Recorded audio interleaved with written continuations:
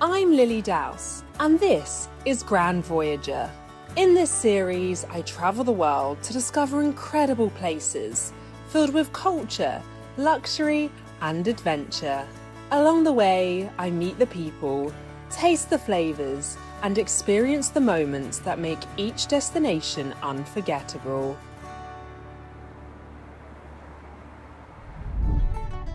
Today, I'm travelling to Scotland, where historic cities, proud traditions, and stunning landscapes come together. From sandstone streets and dramatic views, this is a country full of character. Hello and welcome to Scotland.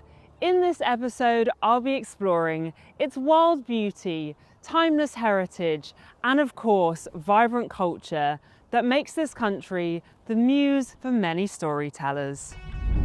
My journey begins in Edinburgh, Scotland's capital city, famous for its towering monuments and medieval castle. I'm meeting Alice, a local history enthusiast, who's going to show me around this historic city. Edinburgh is built, shaped by fire and ice. The castle sits on top of a volcanic plug, and that's a glacial ridge. So the city goes up and down, up and down.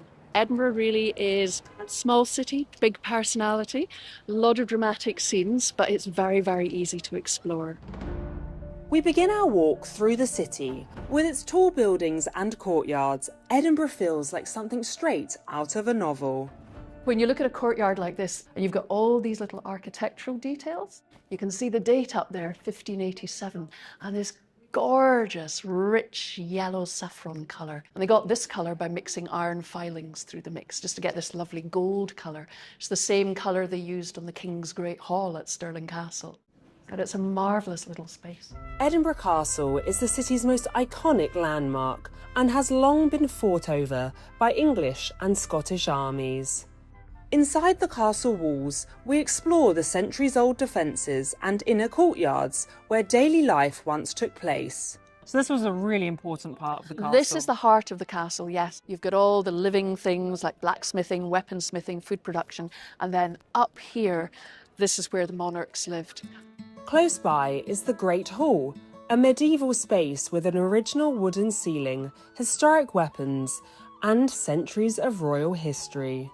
From here, we head to one of the castle's smallest buildings, St Margaret's Chapel. This is the oldest building in the whole of Edinburgh Castle. It's the oldest building still standing in Edinburgh. It was built in the 1100s by King David of Scotland in memory of his mother, Saint Margaret, Queen of Scots. As we explore the castle, it's clear how much history is stored within its walls. From here, you can just see why Edinburgh Castle is so iconic. You know, we've come up and down secret staircases, round the battlements, and you really get a feeling for how this castle is not just one building, it's a fortress, a whole fortified community living up here on the rock. And when you look out, just look at that view. Scotland is a land of castles and grand buildings shaped by centuries of history. Just outside Edinburgh city centre, Prestonfield House is one of them. Once a private residence, the hotel dates back more than 300 years and will be my base during my time in Edinburgh. Inside, it's packed with antiques, paintings, sculptures, and dramatic dining rooms. Over the years, it has welcomed famous guests, from prime ministers and presidents to Hollywood movie stars. If the walls and furniture could talk, I'm sure they would tell a fascinating story. The Scottish charm continues at breakfast, with fresh salmon, poached eggs, and crusty bread. For anyone who loves heritage, character, and a touch of luxury, this hotel really does tick all the boxes.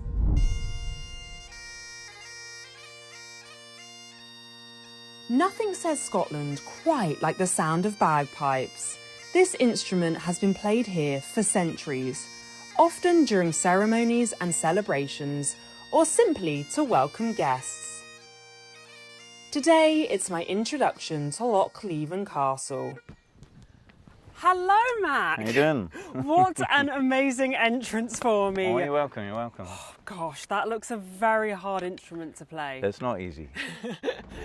With the castle walls behind us, I learn why the ruins have such an important place in Scottish history. The history goes back to the kind of 13th century. Mary Queen of Scots was imprisoned here for a year until she managed to escape, and she went on to many years in prison in England, eventually lost her head. Mary Queen of Scots remains at the heart of Lochleven Castle's story. As we explore the grounds, I'm curious to find out more about the ruins and her time here. So this is the very building where Mary would have lived for a year? That's it, the Tower House. Not much left, but you can make out, you know, where the floors were. There was no escape from this island. It was easy to guard, surrounded by water, and they could keep an eye on her with very few guards. Her imprisonment came at a time of deep political tension, when some viewed her as a threat to the country. So Mary would have been kept in pretty much at the lap of luxury as far as prisoners go, and she would have had her attendants, you know, serving her as well. Today, the ruins remain closely tied to the story of Mary, Queen of Scots. Leaving the island behind, Mac and I continue our journey to St Andrews. This famous coastal town is home to the oldest golf course in the world. Scotland is the home of golf, and we're here at St Andrews. It is, that's right. The oldest golf course in the world. That's very impressive. It's like Holy Grail touching it. Pretty much. Sacred hallowed turf, as they say. And why is golf so important to Scottish people? It's one of our national sports. This is the home of golf. It's very popular, and now we've been playing it for centuries. So there's a lot of history where we're standing right now. You feel the history, like it's definitely. all around you.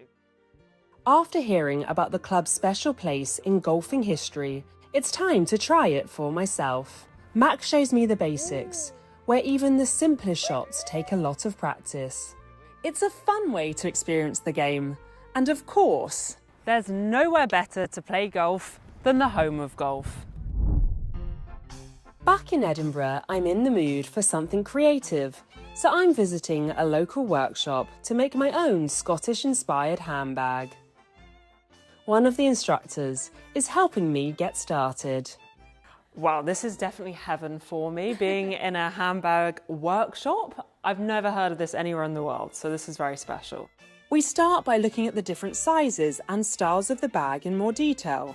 Many of them feature Harris tweed, a traditional Scottish textile. They're all so beautiful. Like, I don't actually know how anyone decides between these different sizes. They're all incredible. Next, we look at the different materials, colours and textures. Over here we have medium bases, medium Harris tweed lids, top handles, straps, shoulder straps, everything's able to mix and match as long as you try and stick to the right size. Now it's my turn to look around and pick out the pieces for my own bag. Once chosen, we start putting everything together. Why are these patterns so important to people in Scotland? Well, it's really interesting. A lot of them are based on the beautiful landscapes on the Outer Hebrides, which is just on the coast of Scotland, but it's all 100% wool. Harris tweed is actually the only material in the whole world that has its own Act of Parliament. So it is hand woven in the Outer Hebrides using no electricity, and it's a technique that's been used for like centuries. As we add the screws and accessories, our bags start to take shape. Definitely easier said than done. There's definitely a technique to it, but you've got to be pretty crafty. For visitors to Edinburgh, this is a perfect way to spend an afternoon, making something personal, learning a Scottish craft, and having a lot of fun along the way. This is looking amazing. I'm very proud. It looks fantastic. Congratulations. You have officially made your very own Harris tweed bag. This is a new obsession now, getting to make handbags. Everyone's going to be so impressed wherever I travel. I have my amazing Islander bag. You can say Harris tweed made in Scotland, satchel made by me. Edinburgh has inspired writers and poets for centuries. To learn more, I'm meeting a local historian at an old surgical hospital with a surprising story. Where we're standing now is effectively the birthplace of the two most famous characters in fiction. I suppose you could say the world's first two superheroes. Sherlock Holmes and Dr. Sherlock Holmes, of course. Okay, yeah. Because this is where their creator, Arthur Conan Doyle, studied medicine. This is where he met the man who inspired Sherlock Holmes, his teacher, Dr. Joseph Bell. But the author's time here inspired more than just Sherlock Holmes. It also helped inspire his famous companion, Dr. Watson. It's really interesting to think that for all the times I've watched Sherlock Holmes, this is where the inspiration came from. The building also has a connection to poet William Ernest Henley, who was treated here and is best remembered for one of his famous poems. Invictus was the name of Henley's poem, and it was said to be Mandela's favourite poem. The last verse goes something like, it matters not how straight the gate, or how charged with punishments the scroll. I am the master of my fate. I am the captain of my soul. So you can see where Mandela was inspired by it.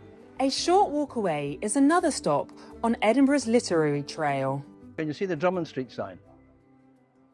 Well, it's behind the window, a table, above the sign, above it, that J.K. Rowling wrote some of the early chapters of the very first Harry Potter novel. She said she liked the cafe because she could buy one espresso, probably the cheapest, sit for a couple of hours and write, and they wouldn't throw her out. And now she can afford way more than an espresso. Yeah, way more than an espresso. Harry Potter and Sherlock Holmes are two of many characters connected to Edinburgh, a city full of history, stories, and royal heritage. I've had an incredible time exploring the capital and seeing more of what Scotland has to offer. From ancient castles to breathtaking landscapes, Scotland truly has captured my imagination. But now, time for my next adventure.